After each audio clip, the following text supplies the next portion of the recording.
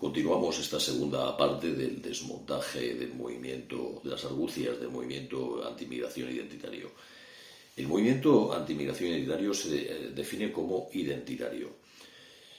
La elaboración de este concepto no es un mero artificio de marketing, no es una cuestión baladí, precisamente porque este movimiento se autopercibía a sí mismo con una denominación, con un concepto totalmente opuesto, que es el de diferencialista. Diferencialista, como la nueva derecha francesa en los años 90 definía a este movimiento, que apelaba a la diferencia, a la diversidad frente a la globalización, al pluralismo cultural, entroncado con la escuela del relativismo cultural, etc. Ahora este movimiento se autodefine como identitario, que conceptualmente es lo opuesto. Identitario es lo homogéneo, lo igual, más de lo mismo, lo idéntico. Suena a globalización, ¿no?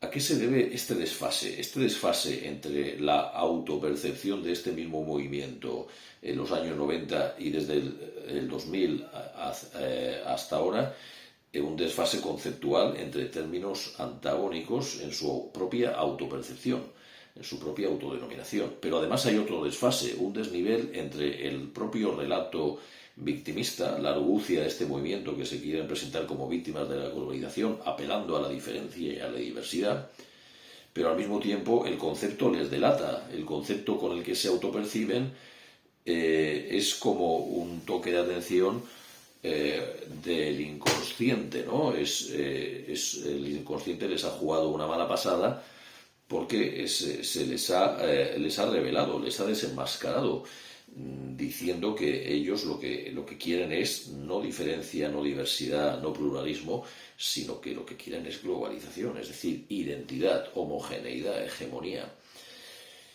Este desnivel, este desfase les delata.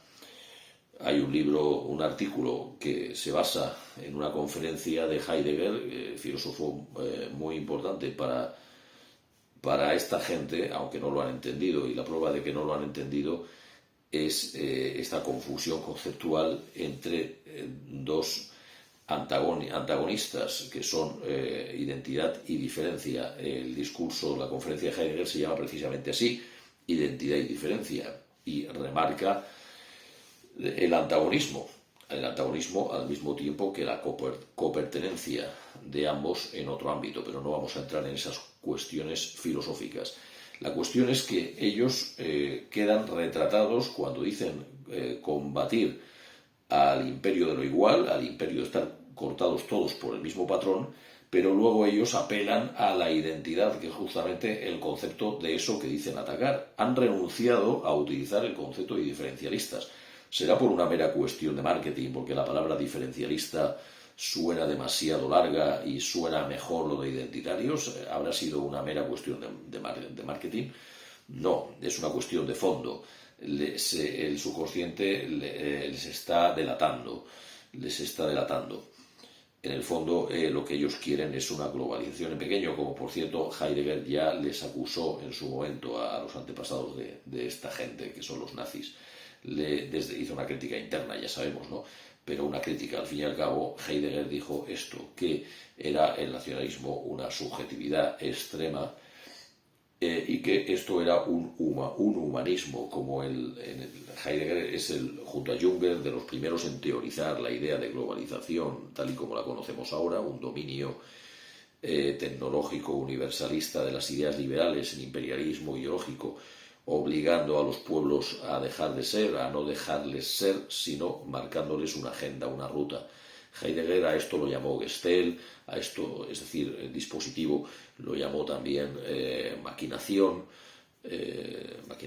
Machtum, lo llamó también la cosa, lo llamó de diferentes maneras. La palabra lo llamó también mundialización y lo llamó también de otras maneras que son irreproducibles por lo políticamente incorrecto. Pero es lo que ahora se ha dado a llamar globalización. Junger lo llamó el Leviatán. Esto de la globalización que hemos dicho en el primer vídeo, que el diagnóstico es correcto, Heidegger también hizo ese diagnóstico, además fue de los que mejor lo hizo en Occidente, junto a otros personajes como Guénon, etc. fue de los que mejor lo hizo, pero el movimiento identitario es, como Heidegger denunció, un humanismo, es decir, un liberalismo, una globalización en pequeño. Ahora vamos a desarrollar esto. El nazismo tenía un autor periférico que provenía de la Revolución Conservadora, que es Schmitt, que no era exactamente un nazi oficialista, sino un compañero de viaje, pero que se incorporaba de la extrema derecha reaccionaria, que el nazismo fue simplemente una de sus cabezas de la hidra y podría haber sido otra, pero el nazismo, por ser la más contundente, fue la más servil a los intereses de la plutocracia. Pero otra de las posibilidades de estas cabezas de la hidra era el movimiento de la Revolución Conservadora, del que salieron nazis como oficialistas, como Boimler también. Boimler, que era uno de los voceros de Rosenberg, ¿no? Dicen cosas interesantes, se debe leer al enemigo, dicen cosas muy interesantes, sobre todo Heidegger, al que su gran valía filosófica se debe considerar más allá del politiqueísmo y más allá precisamente de la dialéctica amigo-enemigo. Su filosofía es de gran valor y él precisamente hace una crítica interna a los suyos. Pero vamos a ver el concepto de Schmitt de Gleichhaltung. Gleichhaltung quiere decir literalmente, más o menos, Gleich es lo igual, Haltung estado de ánimo de lo igual. Se ha traducido este concepto por homogeneización, ¿no? Homogeneización y de otras maneras. Recuerda mucho al concepto gramsciano, marxista, de hegemonía. La homogeneización, la Gleichhaltung, que no solo lo utilizaba Schmitt, sino que era un concepto utilizado por todos los nazis, incluido por el mismo Heidegger, en esta ambigüedad que tenía Heidegger de estar y no estar con este proceso globalizador, con este proceso de modernización, que él le reprochaba al nazismo caer en eso, pero al mismo tiempo él, pero no entraremos en cuestiones filosóficas, al mismo tiempo él estaba en esa ambigüedad como Junger, ¿no? de esto sí y no. Bueno, no vamos a entrar ahí ahora. La cuestión es que Schmitt denomina a este concepto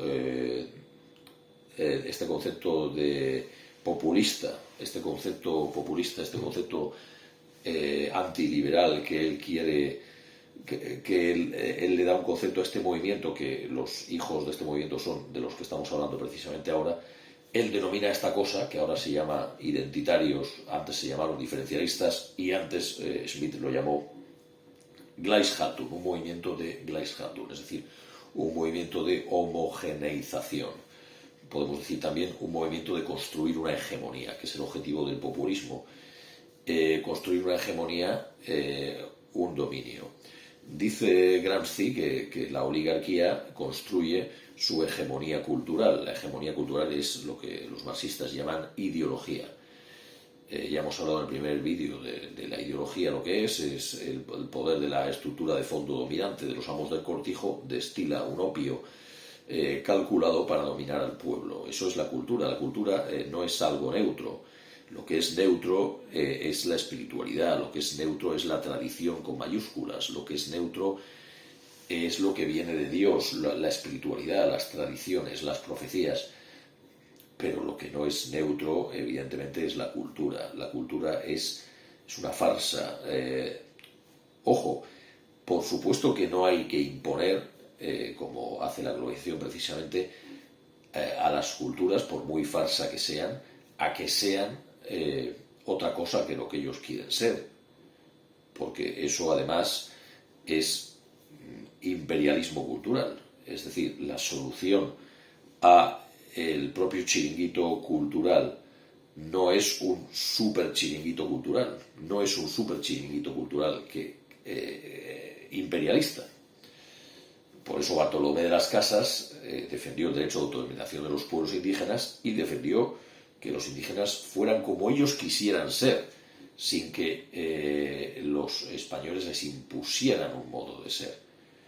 El hecho no es contradictorio retratar el culturalismo como una invención ideológica reaccionaria de las castas locales.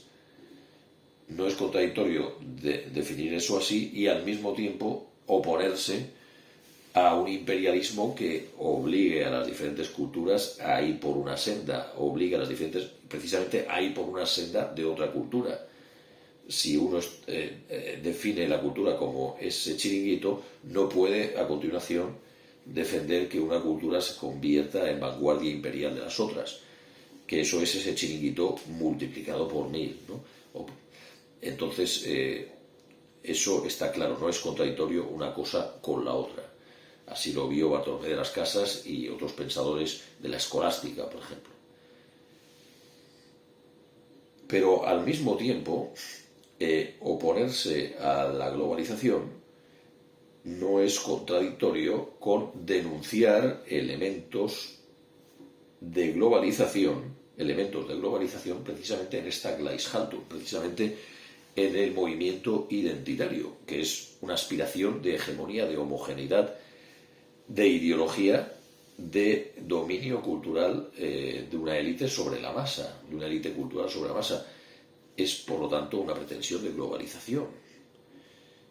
La pregunta, por eso el concepto identitario en el fondo está diciendo lo mismo que el concepto de Gleichschaltung, por eso no es un concepto neutro, baladío de puro marketing, sino que inconscientemente, de fondo, está diciendo lo mismo que ya vio Smith y que Heidegger en una ambigüedad reprochó diciendo que eso era caer en un humanismo, era caer en una globalización, era caer en el liberalismo que se quería combatir.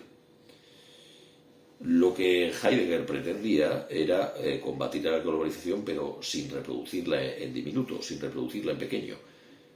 Por ejemplo, vemos que el